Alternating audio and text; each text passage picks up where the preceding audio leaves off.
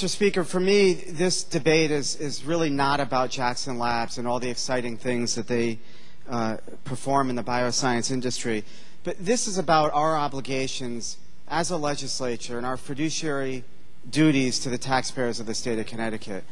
I understand that this industry certainly comes along with many risks, but I think we as the institution that holds the purse strings need to balance those risks with the tax dollars that are given to us to administer. This summer I had an opportunity with other legislators to visit the UConn Health Center, and it was exciting for me to go through that process and see all the different things that that institution does, many of which complements what this proposal seeks to develop on the one hand. On the other hand, when I saw this proposal, I am reminded of the risk in the industry.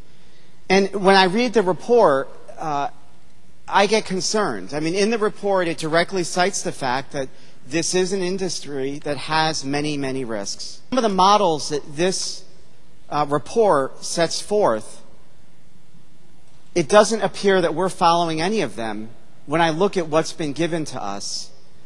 Many of these models suggest more of a partnership, whether it be private universities or private government. There is some sort of partnership, there's some sort of sharing in royalties. And I don't see any evidence of that. And quite frankly, as the questions were being asked, and I think they're simple questions that could have been answered that don't involve trade secrets, we didn't get any of those answers. And I think it's our obligation as a legislature to obtain those answers before we take this vote.